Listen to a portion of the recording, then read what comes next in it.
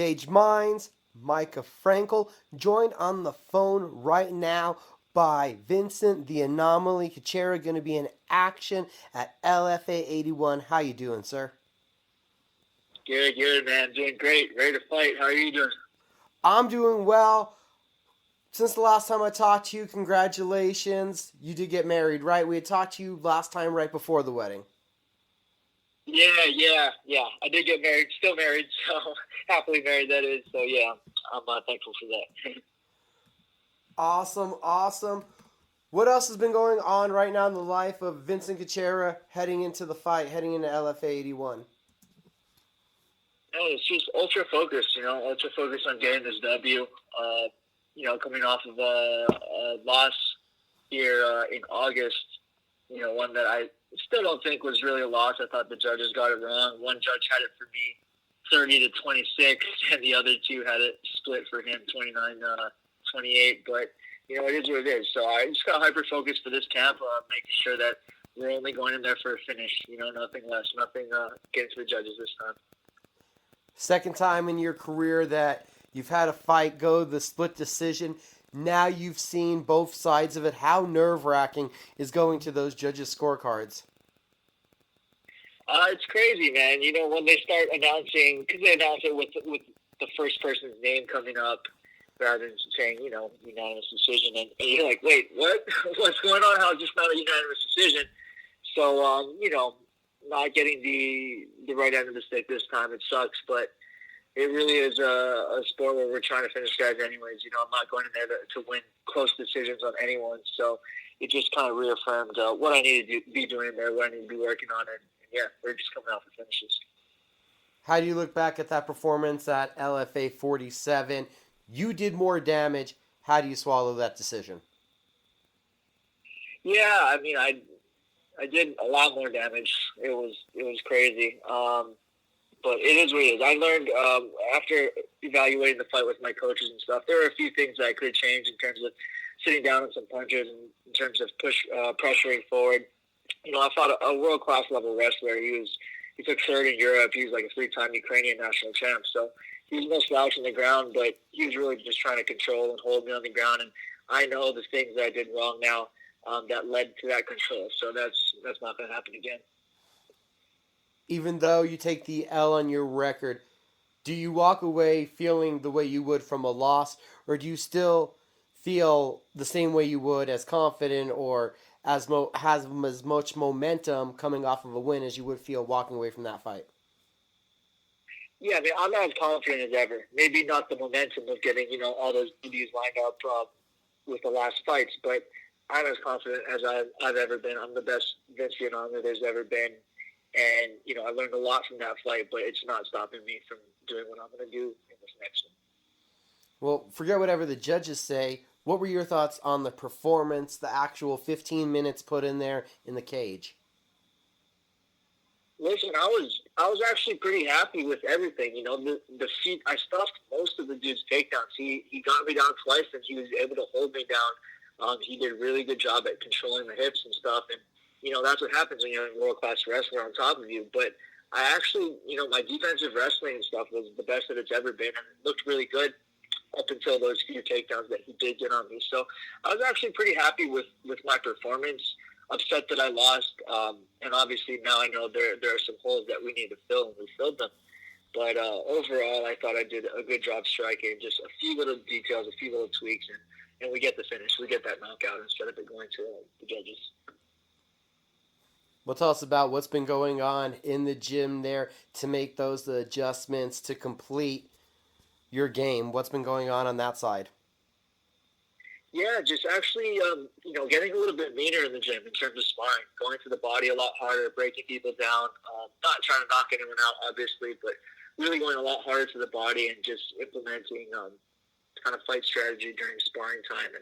And especially for this upcoming opponent, we know what we're looking for. We've really been hammering that in, so it's going to be a fun one for sure. Did you feel yourself there was that much of a mental or a mentality difference between what you were doing sparring-wise versus how you were trying to implement it in cage fight night? I wouldn't say there's too much of a mentality difference. I've always prided myself in my mentality. I know that my head needs to be in it. The sport is 90% mental. That's a cliche, but it's very true. And, in terms of just kind of flipping the switch about being a little meaner during sparring, that's kind of the biggest mentality shift. I've always been mean during fight time. But yeah, being able to go hard to the body or going harder to the body, looking to break guys down there, that was a little bit of a mental switch for me, just for sparring. Talked about it's 90% mental this game heading into your ninth fight. How has the mentality changed looking at the sport? Man, I wouldn't say it's changed that much. After the first few fights, like I had no intentions of really going for it. To be honest, like I just wanted to get one pro fight and be done. But slowly, after 2-3 fights, I realized like this is what I love to do. I love the violence of the sport. I mean, I don't like violence outside of fighting, outside of the cage, but when I'm in there, it's like the truest form of my own self-expression. I really get to let loose. And ever since then, whenever the fights happen, I always flip that switch and I'm in there and I'm ready to destroy. So, it's going to be the same thing going into this fight. I mean, my mentality is the same, and I'm ready to go in there and make it violent and make it fun for the audience. We know how the last fight played out, but people that just look at it, they're going to see 2 L's in a row. Have you put any extra pressure on yourself now to get a win in this one? Well, certainly. I mean, coming off of a couple losses, you have to get that W back. But there's always pressure, right? And with me too, like this is why we do this sport. We're not trying to hide from the pressure. We're not trying to run from it. This is where you need to thrive. And I've always found that I thrive in that pressure. So I'm excited to get all that pressure and get in there and still with all that pressure on my back be out there to be able to go out there and perform. And Isaiah Batin-Gonzalez going to be your opponent. He has a teammate, I believe, that you've already fought. So do you think they're sharing a lot of knowledge, trying to give insight on your game? Yeah, I'm sure they are. Of course, as any team would be doing that. But, I've evolved so much as a fighter since the last time I fought his opponent, his teammate. And there's actually at the same location that we're going to be fighting in this fight, too. So it's going to be kind of a cool little thing there. But, yeah, I don't worry about whatever Nolan's telling him because I've changed so much as a fighter. And looking at Isaiah, what do you think of this matchup? Oh, it's going to be a fun one. The guy likes to strike. He's from AKA. He's a little bit of a taller guy. I think he's actually the same size as his teammate who I fought, about 5'10". So he's going to be like a lengthy fighter. And it seems like he likes to walk forward in fights. And the way I fight, I like to walk forward as well. So it's going to be fireworks.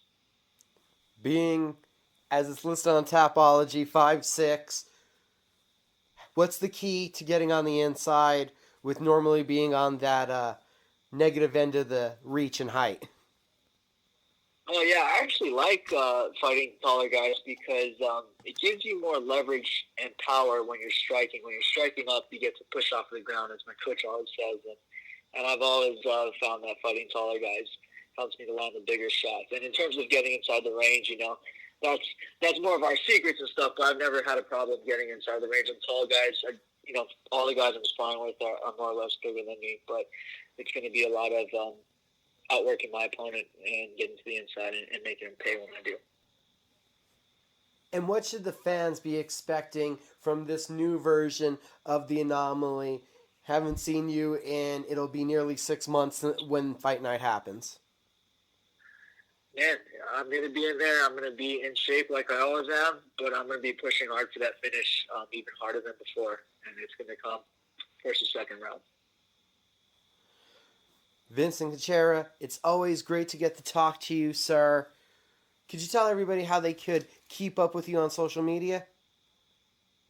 Yeah, you guys can find me on all the major ones, mainly active on Instagram at Vincent Anomaly. But yeah, keep up. This is going to be a fun fight. Hopefully you guys can check it out. I'm excited that this fight's going to be on Fight Pass. But yeah, expect fireworks. And then was there anybody that you needed to thank or shout out to?